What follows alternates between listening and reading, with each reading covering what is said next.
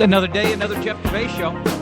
What are we going to talk about today? What do people care about right now going on in the Twin Cities sports scene? I don't know. There's really not much of anything. I tell you what, the Minnesota Wild right now, 13-2-1 in their last 16, making news at the trade deadline.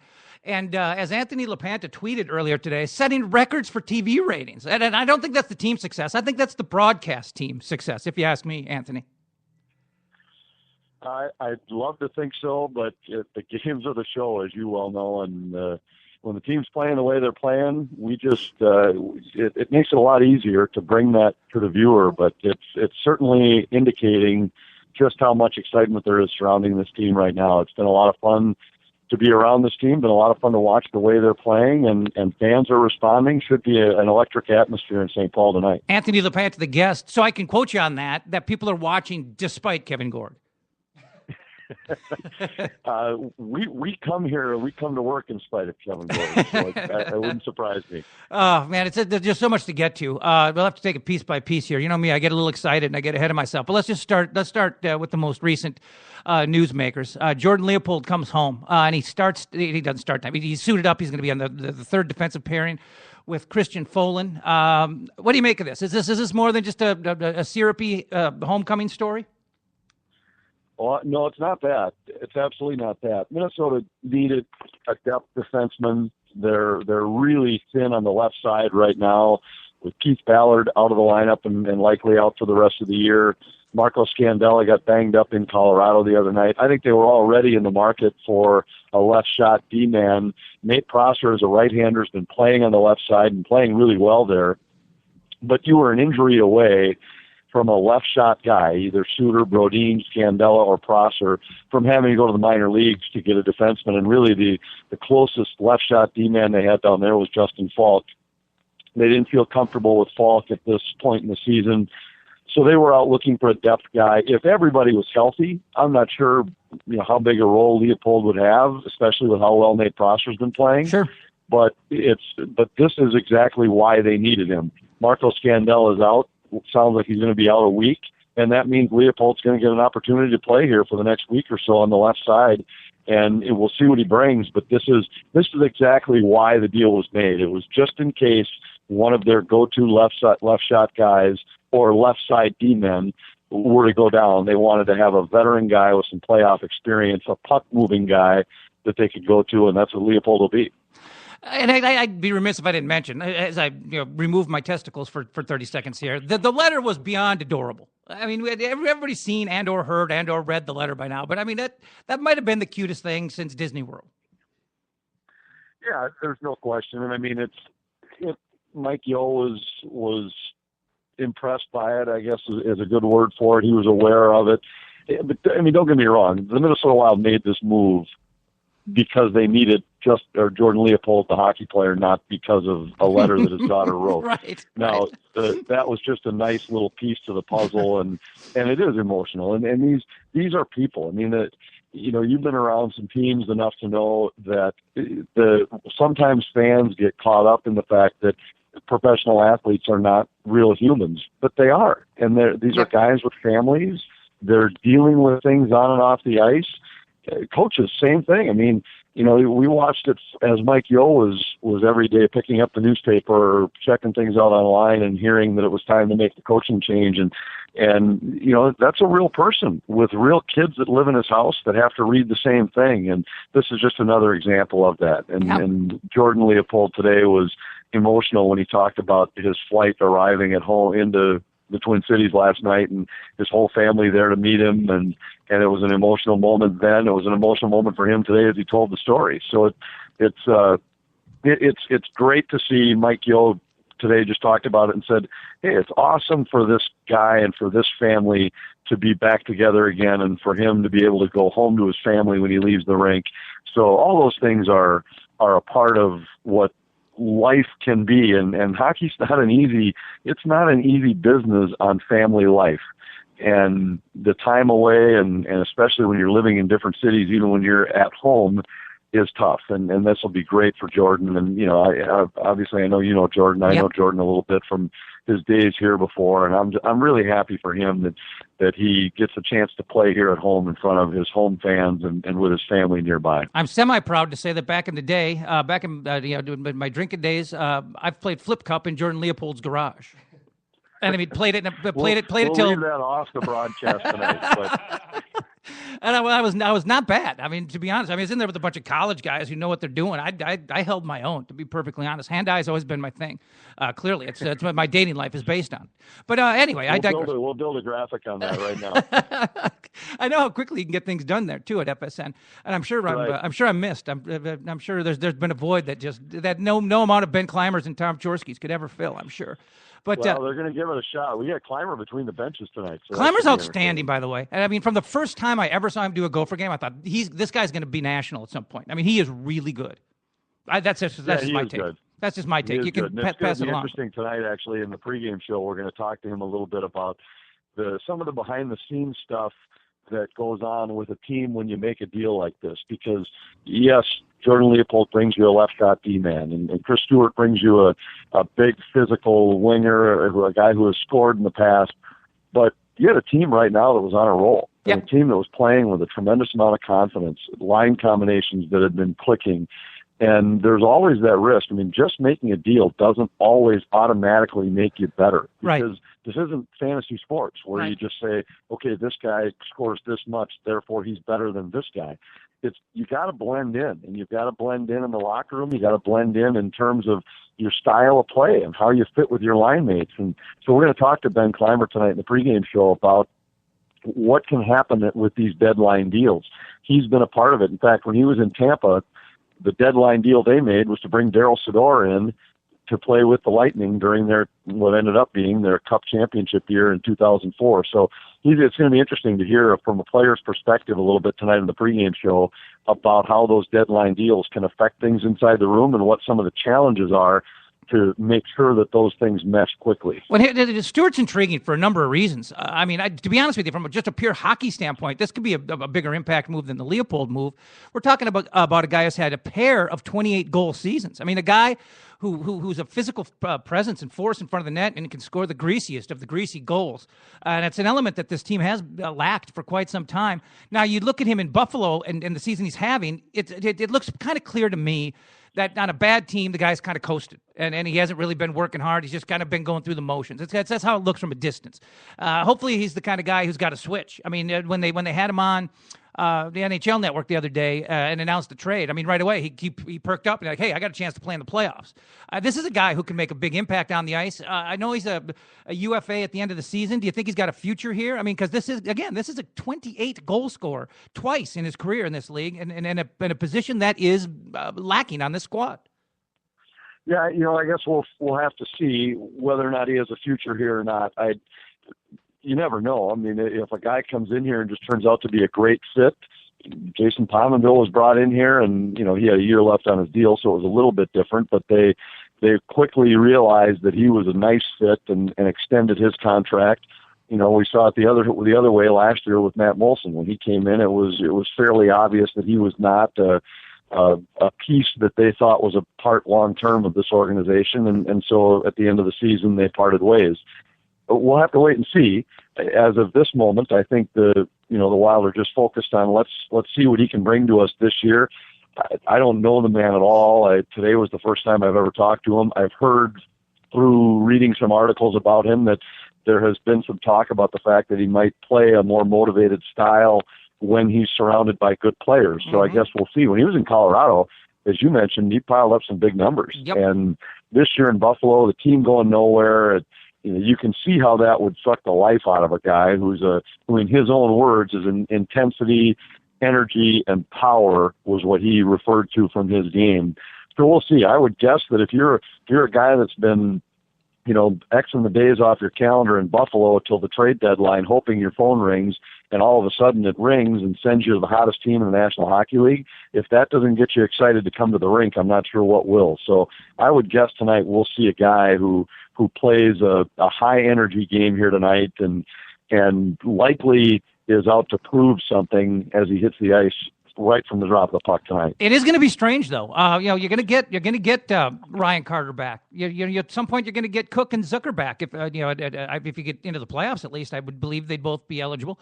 And as it is now, you're sitting a healthy Jordan Schrader, who's been giving you a spark offensively. I mean, it's not easy to find spots in a lineup where you don't want to mess with a lot right now. I mean, that fourth line, Fontaine has lit it up.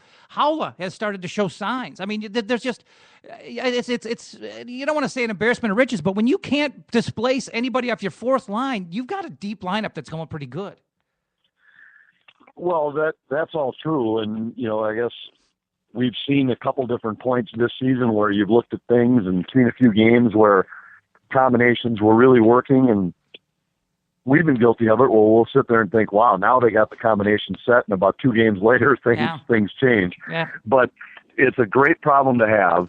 I mean, Jordan Schrader's the odd man out tonight, and that's too bad because he's playing his best hockey maybe of his NHL career here over the last 6-7 games for Minnesota.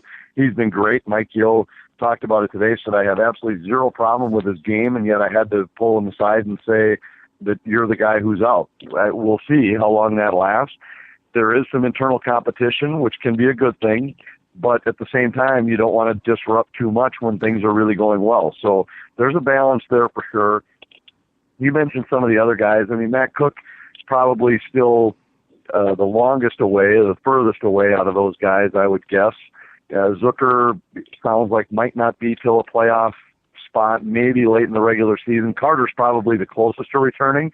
And you're right, when you get all those guys back, now all of a sudden, if you put those guys in, I mean, that means 3 guys have to come out. And right now, there aren't 3 guys in this lineup that haven't played well enough to deserve to stay in the lineup. I mean, you'd have to pull somebody out who's playing well if all those guys were healthy tomorrow night, which is a great problem to have. You'd much rather be in the spot where you have too many players who deserve to be in than not enough. Hey, just a couple things to close up. If you got time, I know you got to run here quickly. You got the game tonight against Ottawa. You catch it on FSN, pregame 6:30, the game at 7 o'clock or shortly thereafter. Quickly, Dubnyk, 21 in a row. Sounds like a crazy number, and it is a crazy number. It's his personal best. It's the longest ever streak for the Wild. But we should point out, I mean, the schedule makers have not done us any disservice. I mean, there's only been one back-to-back in that home mess. It's been set up really nicely for a run like this.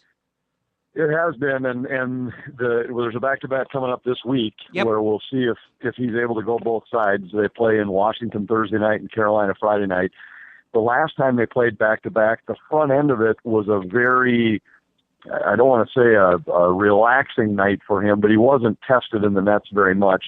And so the very next night they went to Winnipeg, and he was back in there. I think he had faced 20 shots on goal in a game at home against Vancouver. I talked to him a little bit about it, and he said, what's taxing on a goaltender is more the mental strain than the physical strain. Physical strain is a part of it, but he said it's more if the puck's in your zone a lot during a game and you're constantly in your stance and focused on the puck, that's what wears you down. And if you look over this stretch since he's been here, the Wild puck possession numbers are near the top of the league. So you're talking about nights where he might be in a high-stress situation for 20 minutes, 22 minutes or something out of the game, and that's been a big reason why he's been able to go every night. The other thing is, when you're going as well as he's going, the last thing you want to do is take a night off and come out of the net. I talked to Zach Parisi about it a week or so ago, and he said, if I were him, there's no way I'd be coming out of the net. He said, I'd be every day coming to the rink saying, I'm in. And, so we'll see. If the way the Wild have played in Washington over the years, those have typically been high-stress games for goaltenders. So, I wouldn't be totally shocked if Thursday night he faces a barrage of shots in D.C. and they decide to go with Darcy Kemper or something in Carolina. But we'll have to see. It also wouldn't surprise me if Dubnyk showed up both nights saying, I'm ready to go. And we'll just have to see. I think his nights off are going to be few and far between the rest of the way. Sure. Hey, in closing, I know you're big time now. You're an NHL play-by-play guy. You're rubbing elbows with the likes of Mike Emmerich, Gary Thorne, whatever. I mean, but you're not the kind of guy who forgets your roots, forgets where you came from. And I know this is a week that you love and that you're going to be watching as much of the high school hockey tournament as you can. You got just a bullet point or two for the folks who are going to be sitting down in front of it? Well, I've seen a few of the teams, and I've managed to get out a couple times this last week when we had a couple days off at home and see some of the teams. I do miss it. I miss it like you wouldn't believe. And we'll Yep. be watching it online while we're on this road trip. I love the AA field this year. I saw Lakeville North early in the year. I think they're legit, and great story to have a team coming in undefeated. They're the only team that's beaten Edina. I saw Edina late in the year, and holy cow, do they look good. If Edina doesn't win it, I'm going to be surprised. I saw Blaine late in the year. Blaine's on a nice roll right now. I think they're a legitimate contender. And I saw Hill Murray late in the season, and I really like the Pioneers. They gave Lakeville North a good battle the first time around, lost to them 4-3, and I didn't see that game, but I've seen a couple others. And I talked to Bill Eckner a little bit, the Hill Murray head coach, and he said, we had some chances where we could have won that game. So I think it's a great field. I don't know as much about the A side, although I have talked to a few people who tell me that Montemita has the best team they've ever had. They've got a great player named Becker, who is a guy who I think projects to be an NHL draft pick. Hermantown, I've heard is as good as they've been too. So they've been runners up 5 years in a row. So it's sentimental Bruce favorite. Plant's heart. I hope maybe this is the year that he winds up on top. Yep, I agree. Yeah, well, say hi to Gorgie for me. Say hi to you guy for me. All right. I will do it. Thanks, Anthony. Anytime. Thanks a lot. That's Anthony LaPanta, the voice of the Minnesota Wild. The game tonight, if you're listening today, Tuesday, March 3rd, I believe it is, for us. The Wild play the Ottawa Senators. You can catch pregame Wild Live, 6:30 with Anthony and company. And then the game shortly after 7 o'clock. Again, you can be listening to this whenever the hell you want, just as long as you listen. We don't give a damn.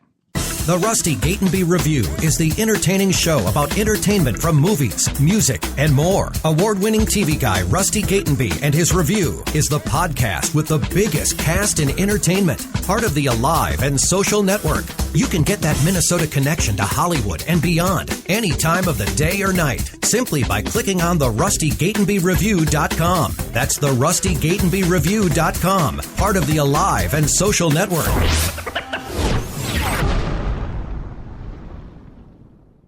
I do want to do due diligence to the NCHC Frozen Face-Off, not just because they are a client of ours, but it is a fantastic event. And it is going to be at the Target Center. It's March 20th to 21st, and they've got some fantastic deals right now. Full session ticket packages for all 4 games start as low as $60, and they will have single game tickets going on sale February 23rd. You can call 1-888-9-AXSTIX, AXSTIX, or go to TargetCenter.com. Go to the Target Center box office. It's going to be a great event. They've also got this fan fest going on. They're going to have live bands. They're going to shut down part of First Ave there and have bands on the street. We're going to be podcasting live as part of the event. And if you are coming from out of town, which, obviously, the University of Minnesota is no longer in it, so most of the fans who come here are going to be traveling, whether it's from Grand Forks, St. Cloud, Duluth, Miami, of Ohio, Denver University, whatever, you're going to want a hotel room. And obviously, there's a wealth of hotel rooms in downtown Minneapolis. As great as a venue as the X was for these events, downtown Minneapolis has got so much more going on, so many more hotel rooms. And if you go to my Twitter account or my Facebook account, you will find a post or a tweet that shows the NCHC Frozen Face-Off coming March 20th, 21st, and where you can go to book discounted hotel rooms, because the NCHC got together with the Chamber of Commerce and the hotels and put together some packages where folks can get a break on hotel rooms. Just tell them you're coming for the NCHC Frozen Face-Off. But you'll see the link on my Twitter account and my Facebook account. Just click on it, and they'll lead you right to discounted hotels, which should be a fantastic, fantastic event.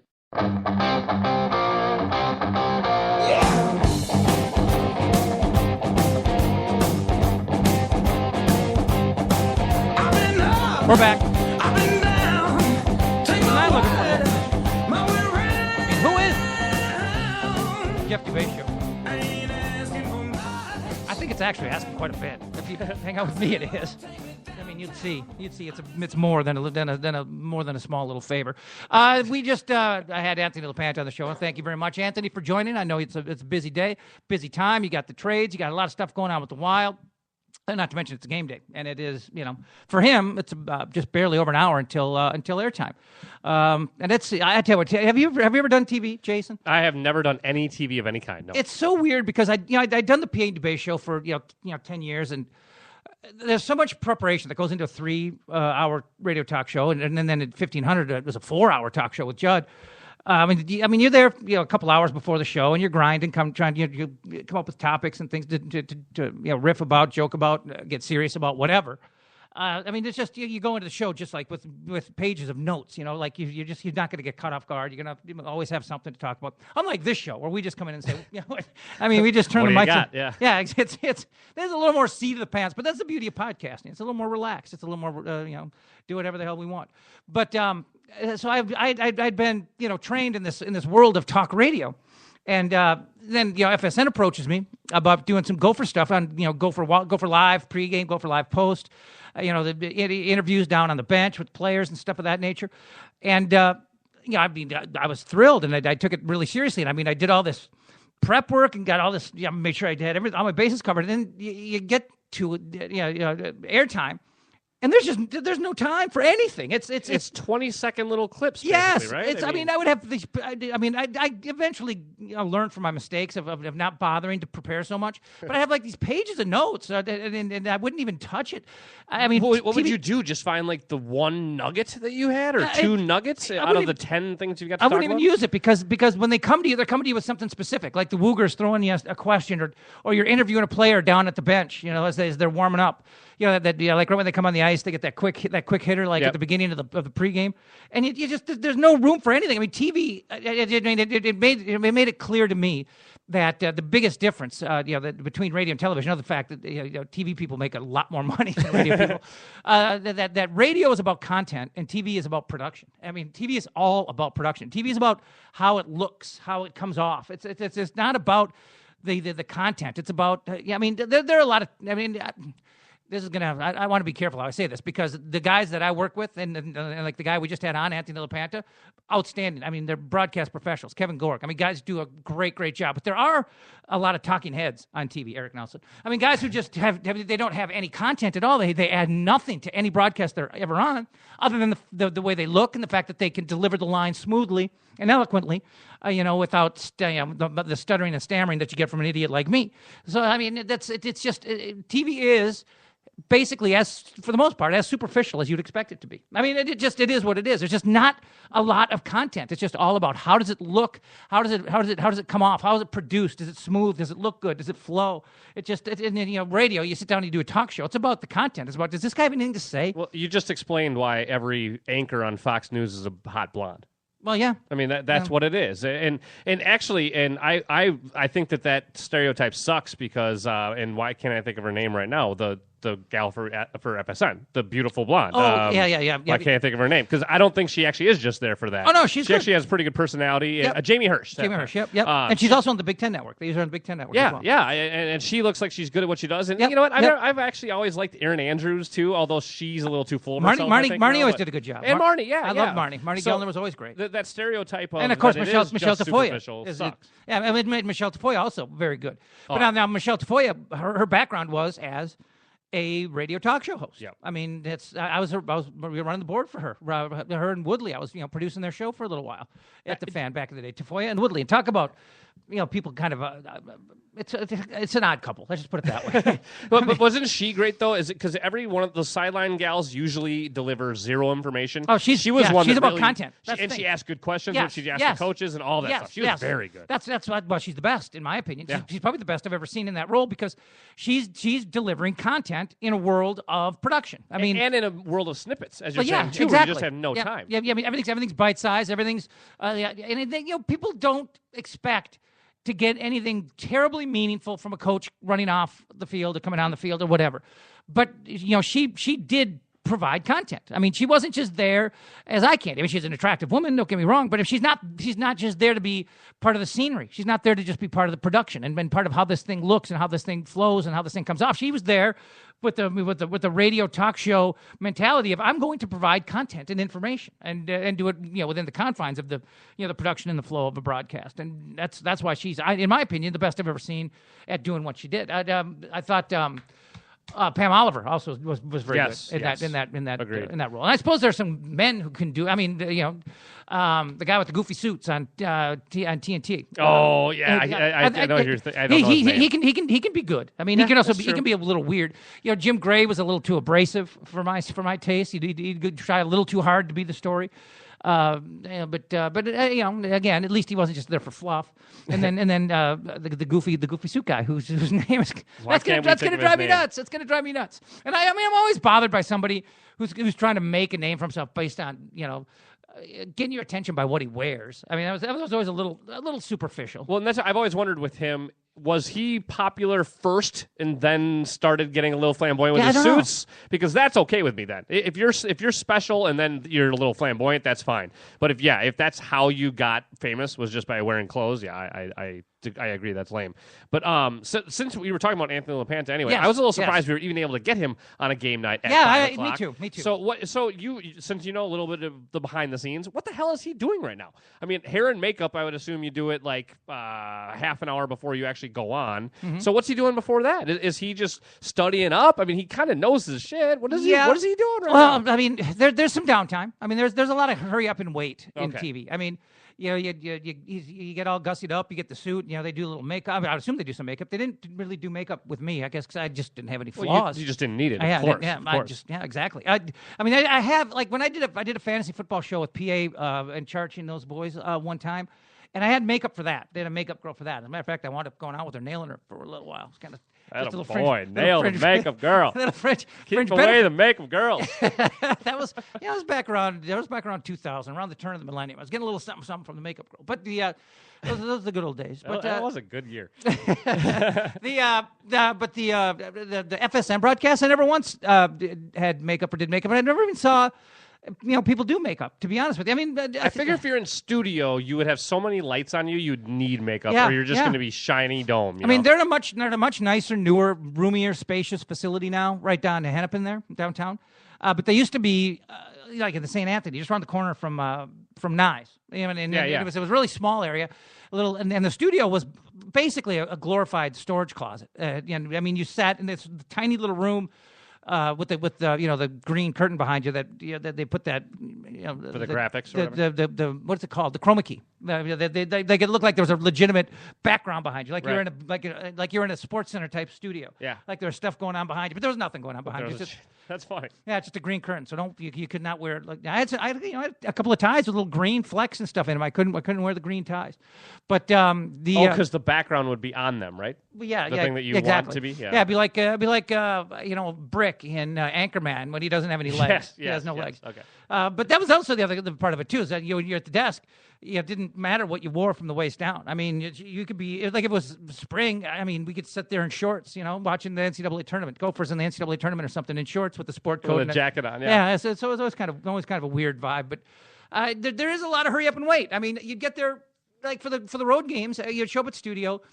Pretty damn early, 4, I'd say 4:30, and you just kind of sit around and thumb through game notes, and look like or at least attempt to look like you're doing something productive, like that has something to do with the game. Yeah, but and then you'd eventually get the coat and the tie going, and this dress shirt, and fix the hair a little bit. But I mean, I'll have to say, I'm going to say this: it was not challenging. I could have done it from a content point of view with my, brain tied behind my back. I mean, I didn't have to prep any of it. I kind of lived and breathed Gopher hockey, and in the day I was fairly connected.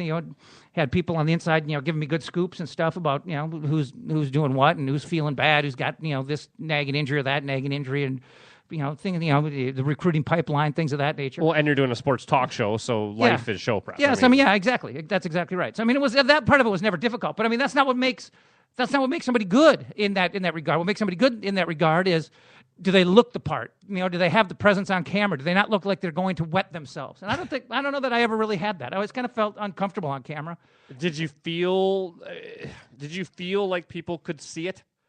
As you were doing it? Yeah. I always felt a little uneasy, and I never thought that I was terribly commanding presence on camera. But I always got positive feedback from the producers and such. That said, what do you think that was? Like Dave Higgins took me aside, actually. Do you know Dave Higgins? No, shorter, like balding, heavier set guy. But fantastic producer. As good as this market has seen, maybe ever. It did that kind of job. And he took me aside and said, that very few have a chance to be good. And he said, I think you're one of the ones who has a chance to be good. And he'd always give me little pointers and tips and stuff.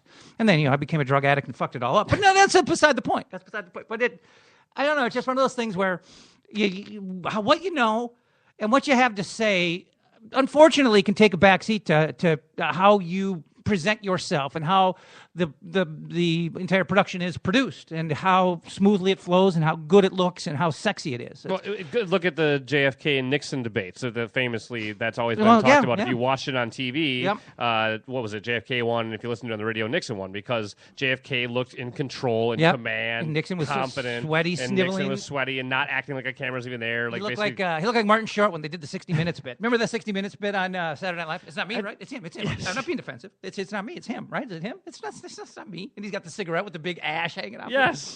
Jesus, that's an old reference. Is that 80s? That is pretty. Martin Short would have been. Would he have been? He might have been late 80s. He'd have been 80s. Maybe early 90s. Yeah, but then was he not the host, like the main host of the 40th anniversary thing? Didn't he come out like right at the beginning? Martin Short? No, he was part of the intro. He was part of it. He was not the main host. See, I saw it piecemeal because I didn't see it live. I saw it. Xfinity on demand. You can see all that stuff online and stuff. Certain clips, you mean? You were watching 5-minute bits here and there? Yeah, they cut it up into segments, and I don't think I watched it in perfect sequence. But that's probably the best way to watch it, actually. Yeah, just kind of catch piecemeal. what you wanted to see of it. There was a lot of stuff that you didn't need to see. Actually, you did it the smart way, because I watched it the whole freaking 3 hours or whatever, and it was too much. A little programming update for folks who tune in on Tuesday, wondering when Twins Tuesdays are going to start. To be honest with you, I haven't completely decided yet. I mean, maybe next week, but it's the middle of. I mean, it's just the very beginning of spring training, and the baseball season is so. I mean, don't get me wrong here. I'm excited to do the show with Brandon and Ted. Brandon Warren and Ted Schwetzler are going to be my co-hosts, and obviously baseball is a passion of mine. I love baseball. I'm gonna have such a void in my life this summer, not coaching my squad, not coaching my beloved Rockies up in Maple Grove. As they have all, they're no longer eligible the league in that league, age-wise. Last year was our last year. I'm going to get a little emotional if I don't change the subject now. But don't get verklempt. Speaking of that Saturday Night Live. But exactly. But as much as I'd like to get going with the Twins talk and start Twins Tuesdays and then dive into baseball season, I just know how long of a freaking season it is. And I mean, we're going to be doing this, hopefully every Tuesday. Into September. I mean, maybe into October. Who the fuck knows? I mean, it's going to be a long ass haul. And so as anxious as you might be to get going in the beginning, it's like you got to pull back on the reins and just say, hey, it's like you might be chomping at the bit to start running that marathon, but by the time you get to the 17th mile and you start shitting yourself and hitting the wall, you'd be like, God, what was that in such a hurry to get started? Well, I will say, there's two ways to look at that because I think you were kind of intimating that, but. I cannot wait for baseball. Yeah, I am dying for baseball because I'm dying for spring, too. And because the Twins are going to be interesting. So one part of me wants to get them in here as soon as possible, but the other part is, yes, the season is 6 months long. I know. But to go back though is also Wild Wednesday when we first started that.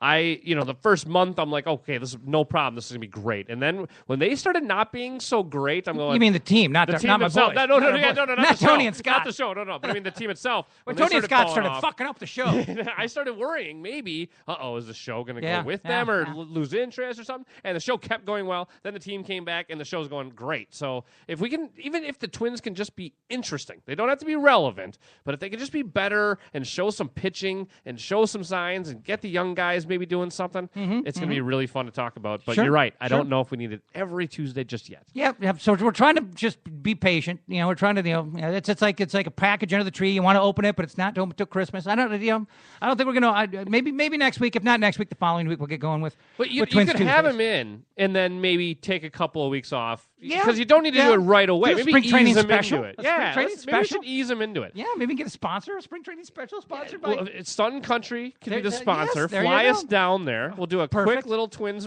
Tuesday, Perfect. Wednesday, Thursday, Friday, however many days you want to send us down there for. At any time. And we're in. We just need a hotel sponsor, and we're good. It's fantastic. I like how you're thinking. But that is going to be a Tuesday fixture, just not quite yet. I mean, I'm looking outside. I'm seeing all the snow. Oh, by the way, fuck the weatherman again. I mean, what was that? I mean, what was that? I know it's supposed to be blizzard and whatnot. I mean, I do my very best. I mean, I'm living a weird schedule right now. I mean, I do this show. this little show we do, 1 hour a day, 3 days a week.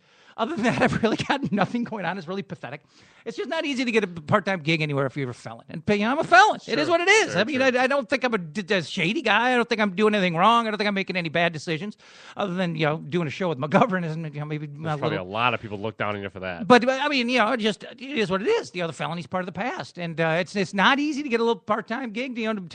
So really, this is all I got going on right now. So the bottom line is, I don't keep normal hours. I do my best to stay up as late as I can. I don't know why.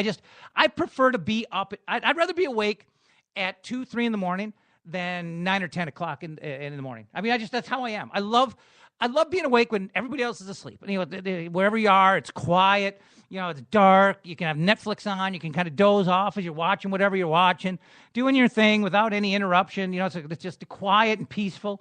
And then the morning. I'm not a morning person. The sunlight is harsh and it's disruptive. You're trying to sleep. I'd rather be awake at 2, 3 in the morning than 8, 9 in the morning. That's just how I am. So I get up. I'll wake up at like 9, but I'll roll over and go back to sleep, and I'll wake up again at like 10:30, and I'll just roll over and go back to sleep. Yeah, I know that life. Then all of a sudden it's noon. It's just like you're taking like these little hour and a half naps after at a certain point. But the point is, if I had not heard about the hype of this weather, I woke up at noon today and the sun was shining. It was warm. It was sunny. It was warm, and there was no snow on the ground that wasn't already on the ground, from what I could tell from the night before. It's like all this.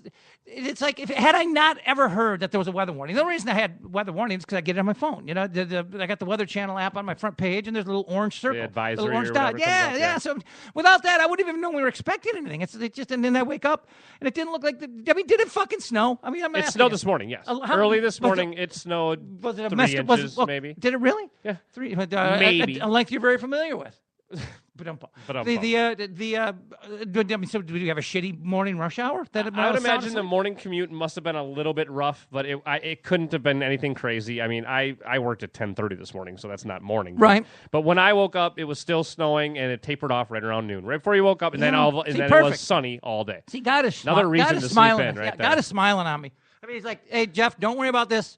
We're gonna get. It's gonna snow a little bit. You won't even know it. I'm gonna make sure you don't even know it. I'm gonna shut her down before you even get up and start your not so busy day. So thanks, big guy. Big guy's got my back. Looking out for you. If it's gonna snow, he's gonna make sure that's just not anything's gonna fuck with what I got going on. I appreciate that. Another break. Come back with a little story about Kurt Schilling and the internet, and a little Twitter story coming up.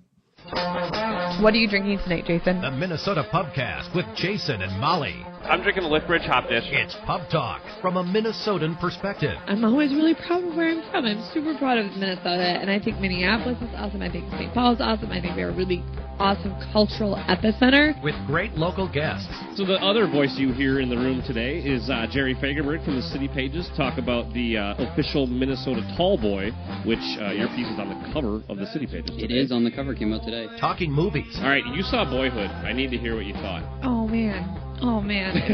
Wow. Sports. A guy who was undrafted knew what was coming. And everything else you talk about at the pub. Let's not pretend like we know what we're talking about. Well, what do you think I do every show? The Minnesota Pubcast with Jason McGovern and Molly Burke. Listen at mnpubcast.com or subscribe on iTunes. We want to just find meaning in life. Hi, everybody. This is Alyssa. And this is Liz. And we're with the Focus Radio, where our focus is to bring you resources to grow your business and double your income. Join us on Mondays from 3 to 4 p.m. Central Time. TheFocusRadio.com. When I get to the bottom, I go back to the top of the slide. Where I stop and I turn and I go for a ride. Till I get to the bottom and I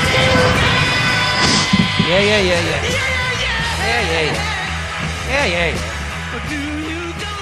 You know I do. We've been over it. Jeff Dubay Show continues. Thanks again to Anthony LaPanta for taking time out of his busy schedule to join us prior to doing the Wild Live pregame tonight. Of course, a member of the Alive and Social Network, Michael Russo, he will be on that pregame, and he also will be, I believe, appearing in between periods. So the Alive and Social Network, we are savoir faire. We are everywhere. Yeah, I suppose you're too young to remember that cartoon. Savoir faire. I think it was a little mouse. Savoir faire. I'm everywhere. Do you remember the Dave Is Bernard? that a French mouse? Do you remember? It's part of like the Underdog cartoon family in the mornings, like the Underdog Bullwinkle family. Savoir faire. Do you remember? But do you remember Savoir faire? Savoir faire. Savoir faire is everywhere. He's like a little French mouse. Savoir faire is everywhere. You don't remember that, do you? I totally remember it. Are you kidding me? You made some other obscure 80s reference earlier, too. Oh, the Nathan Thurm thing. Yeah. I know that. That's so funny you think I wouldn't know that. Yes. You're just saying that to get high ratings on your show. It's me. It's not me. It's him, It's right? not me, it's him. He looks right into the camera. It's not me, it's him, isn't it? He's got the cigarette with the ashes. How'd you hear that? Were you up here or were you downstairs? Are you listening? I was downstairs. Did you dial us up? No, I could just hear you you because you're could just you. hear- oh. Yeah, so people, the neighbors Anybody in the are- house can hear you, yeah. So just something sports related to chime in here before I talk a little bit about the network. But Yeah. Courtney McLean, who's on our morning show, posted about the average penis size today. You know what? I accidentally reposted that. Did you really? I deleted it. I deleted it quickly. I'm looking through my own timeline and it says that I shared a link about penis size, and I couldn't have deleted it fast enough. And here's my issue with it is that there's been a million stories about this, and go fucking find it if you want to see what it is. But here's what I posted. What's the average vagina size? Yeah, you and Larry David. Does it change? I said, can people put that on their on their Tinder? So on their Tinder, can you imagine a woman saying 4 to 3/8 inch wide and 8 inch deep vagina opening seeks male counterpart? No calls, please. Are you a fan of Curb? Are you a fan of Curb Your I Enthusiasm? love Curb Your Enthusiasm. Did you see the episode I'm talking about? I didn't. Okay, so Larry meets some gal that supposedly went out with his buddy Jeff. You know, the heavyset guy, Jeff. Yeah. And she, for some reason, you know, like Larry says, hey, you know, you went out with a buddy of mine, but back in the day, Jeff, you know. And she goes, oh, yeah, I remember him. And she says, yeah, he has a little dick. And so Larry just kind of chuckles under his breath. And later on, he meets up with Jeff and goes, so, you know, I met this girl. You know, she says something interesting about you. And she goes, yeah, said you got a little dick. And Jeff goes, no. She had a big vagina. She had a huge vagina. It's like, you can ask any other women I went out with. No one will say I had a small dick. This woman had a ridiculously huge vagina. And you know, like the signal or sign for small dick is kind of like you make a little pinky, wave your pinky. Yeah. So they came up with a sign for big vagina. They put the heels of their hands together, making a big giant V. And like when Larry encountered her, he like made the signs like big vagina. You got a big vagina. You got a giant vagina. But it's all relative. I mean, I know that's it. That's what I meant. That's why on Tinder it should you should describe it. If you're so worried about the size of guys Johnson, you should reveal the size of your opening. Yes. You know, it should be like, hey, here's my girth. But how do you measure that? I don't know, but there should Figure be a it way. out, ladies. Yeah, exactly. Because you know what? Everybody just wants it to fit like a bolt and a nut. Jesus. A friend of mine broke the rule. I have a female friend. We've been friends for years. Yeah. She broke the rule. She was mad at a friend of mine who she had slept with 20 years before, and she told me that the guy had the small Johnson. From 20 years before? You don't talk about that. No. And of course, now I think differently of my friend. Every time I look at him, I'm like, that poor son of a bitch. But look, hold on. In 20 years, things could change. He could have had a penile something or other. He could have had a little implant. Enlargement. They need to come up with, and I don't even know why I got into this whole thing, but they need to come up with the female Viagra. Because otherwise, it's just, what the hell's the point? I mean, literally, these poor old ladies, because they get the male version. What, you talking about the moisture? No. I'm talking about something that gets women as freaking ready to go as guys are, because these poor. So you need like an aphrodisiac? There's all kinds of stories about old people getting divorced now because the old man's, coming home with the all horned up. Well, the full bird colonel, and she's. Yeah. Well, sorry for taking your show into the toilet. Viagra doesn't make a guy horny. It just gets you, the erection. It gets the blood flow. But It's a blood thinner, you basically. never. It's kind of like. I don't know what it's like. I just feel like I never want to waste one. You know what I mean? I love It's Viagra. one of those things Viagra's a bomb. But I'm just saying, it's like you never want to waste an erection, right? Yeah, Am I right about that? well, that's the old joke. Because All there's right, a limited amount coming? Like you're running out of them? Or You're what? a lot younger than we are. You get to a point where you're like, yeah, I better do something. That's what's scaring me. This conversation is scaring me. That's the old joke. You get to a certain age where you never waste an erection or trust a fart. That's true. That's true. I mean, that's the saying. Don't trust a fart or waste an erection. That reminds me of the joke of the two old men, and one looks at the other and says, every morning before 5 o'clock in the morning, I take a healthy shit. Every morning at 5:30 in the morning. What's an unhealthy shit? Every morning at 5:30 in the morning, I take a healthy piss. I just wish I get out of bed before 7 o'clock. Good night, everybody. Hey. Leave like Elvis. Just like Sean has left the building. Sean Bernard has left the building. Oh, wow. And speaking of stand-up, I mean, you got a little setup downstairs that looks like it's perfect for stand-up. We're gonna do that. We actually just talked to a comedian about it this morning. Really? How much fun would it be to do a house show where we charge people to come in? You basically MC the whole thing and then take a part of the door. I would love to. Because you're a felon and you can't get a part-time job. Wow. I heard you talking about that earlier, too. So I'm like, it's tricky. This is the Will Work for Food Network. We will work for food. Oh, God. Well, I mean, I just had to pay my phone bill today. I was scrambling around to get my phone. That was awesome that you did that today. That's how I got Anthony LaPanta on the dude, show. We are a commune. This is basically a commune, this place. It's like we all, I showed up. I got it was very shady. Envelope of cash. You're totally mowing the lawn this summer, and I think Jason's going to do some light sewing. I never thought about that. Seriously, I don't know what I'm doing. Well, the Alive and Social Network. I mean, it is in some sense a hippie commune. I mean, it's this old school house that we have in South Minneapolis, where vagrants like myself gather and attempt to make enough money to stay alive. People who used to make a lot of money on radio and TV now work here and don't. Well, but we should take a cue from the Deadheads. I'll start selling grilled cheese sandwiches. I love it. Out front. He can start tie-dyeing T-shirts. People will be like driving by. Holy shit, is that Jeff Dubay with the grilled cheese? You got the George Foreman out there just flipping it over going, hey, what's up? Wouldn't that be cool? We'll have a sign saying, get a grilled cheese from Jeff Dubay. I mean, in 1985, the Grateful Dead played Metrodome with Bob Dylan and Tom Petty. And that was my one exposure to that whole culture. The Petty fans. No, the Deadheads. And it was. I've talked about this before because it was a social phenomenon. Like prior to... You see, 1985 was the summer before my senior year in high school. And my first 2 years in high school, everybody basically looked like they were, a Thompson Twins, flock of seagulls, cast off with a big fucking shelf head, stupid looking haircut. Just the 80s. A little bit of eyeliner when the Smiths came around. That was the other thing. But then my senior year, 86. The fall of '85, I go back for senior year, and everyone, the Grateful Dead had been through that summer with Petty and Dylan. And everybody's wearing tie-dyes and flannels. I mean, people were so easily impressionable in the 80s. I know they were. We were all jumping around. We didn't know what to do. But I will forever be indebted to Garcia and company for changing the landscape of Hopkins High School in the mid-80s. If I would have seen one more, coiffed, can of hairspray guy with the big fucking bangs coming down over his face and looking like he's in the Flock of Seagulls video. The green bottle. Do you remember the green bottle of Polo cologne? My older stepbrother... Two things. One, he bathed Wasn't in that called gray flannel or flannel? I don't know what the hell it was, but my older stepbrother wore he went through like a bottle a week. I swear to you. That was also the time where it was not popular to wear socks with shoes. Yeah. So he'd just pour freaking cologne in his shoes because his feet reeked. Do you remember what cologne became very popular in the late 80s? And I will admit, it's very embarrassing now looking back, but I was a regular wearer of it. Not the fanny pack. Drakkar. Oh, Drakkar Noir. Yes, I wore it. What's up, ladies? Didn't you in the late 80s? Hell yeah. I know now it's like the sleaziest, cheesiest cologne in the world. Do they have Chess King up here, too? Do they even make Drakkar anymore? I bet they still do, actually. I mean, there's some poor bastard with a rat tail right now just going to get his Drakkar Noir. Drakkar. They're just sad. It is. Oh, God. It's kind of a cool name, though. If I ever have kids, if I ever have a son, I'm going to name Drakkar?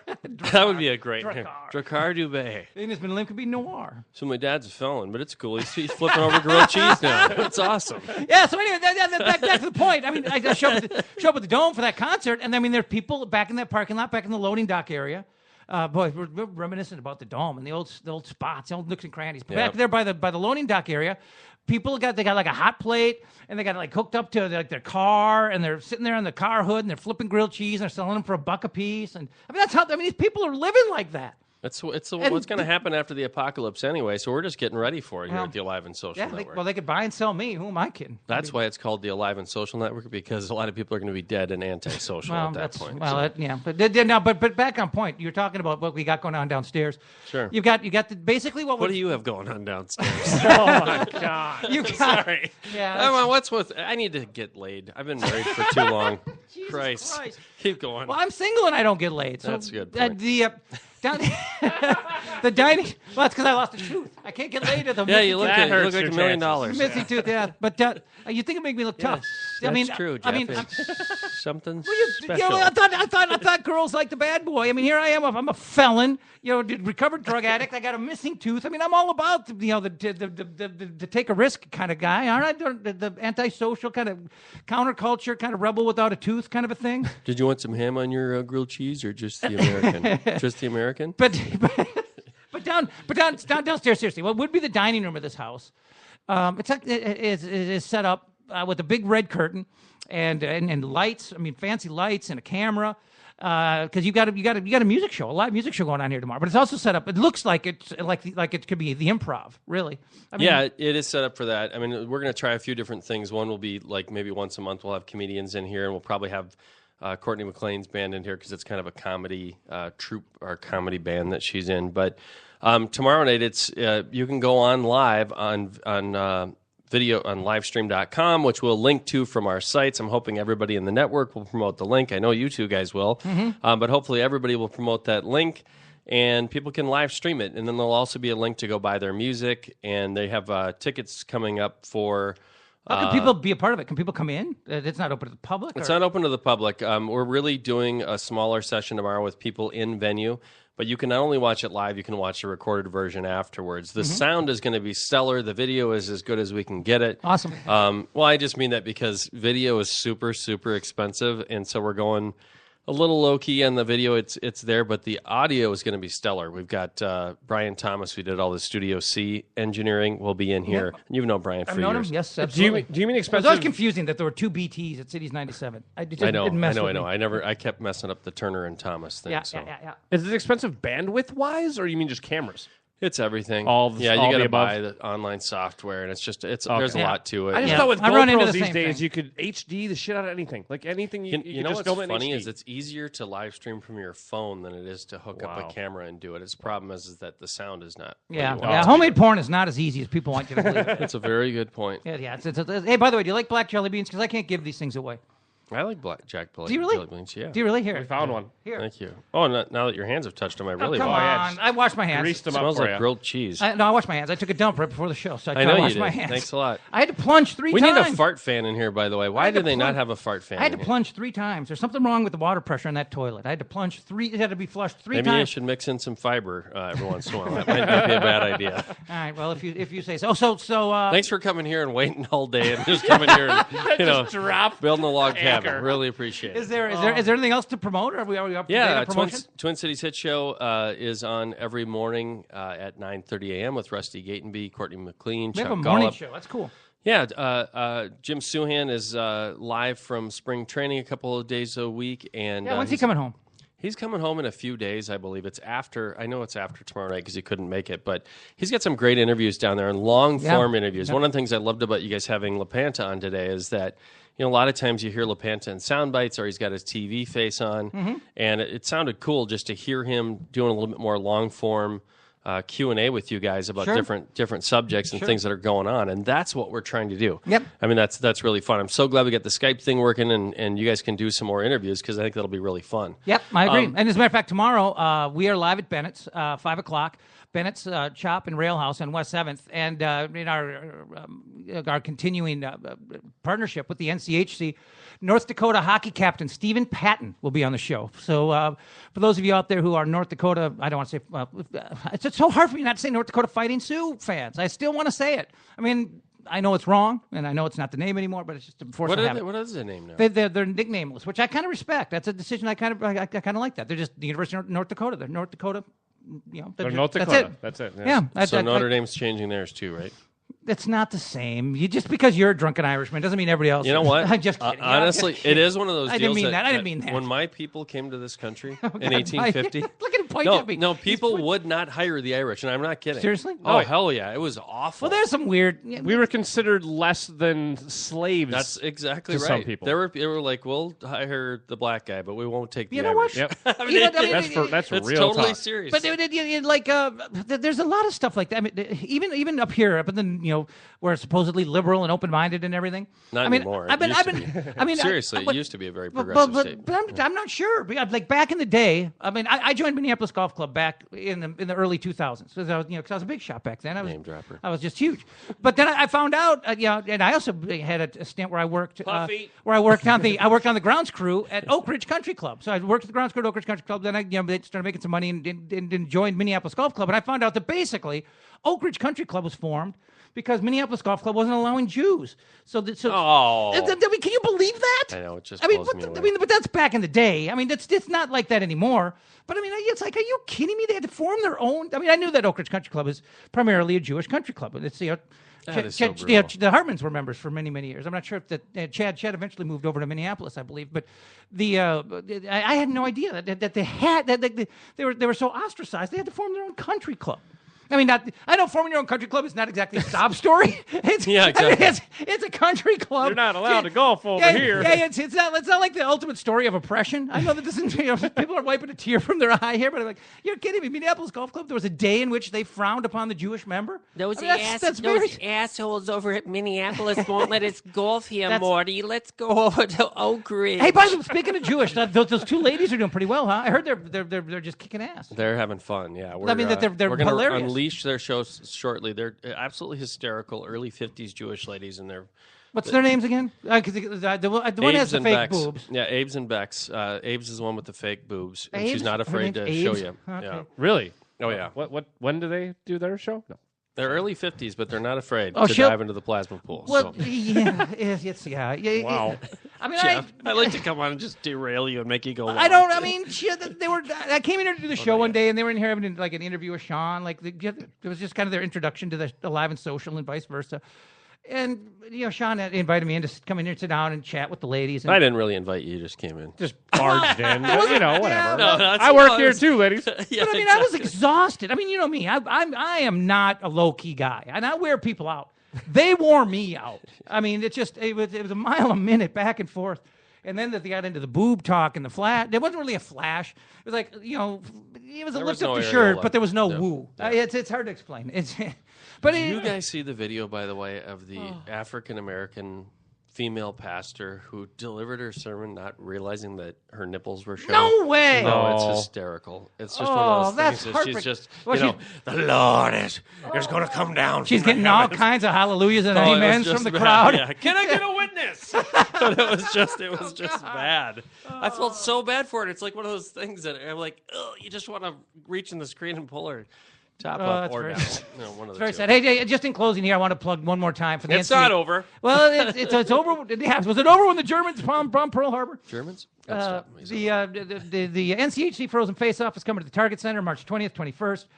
For tickets, check out the Target Center box office, targetcenter.com, or call 888-9-AXS-TIX. I'll do that again, 888-9-AXS-TIX. It's a tongue twister, but supposedly it's easy to remember. 1-888-9-AXS-TXS. Or TIX. God, see, here's a nice thing. It seriously is a tongue twister. AXS-TIX. Nice thing about a podcast is they can rewind to get the one that you got it right. 888. So they'll hear it. 9-AXS-TIX. And one of these times I'm going to go like FUX or SEX or just totally fuck it up.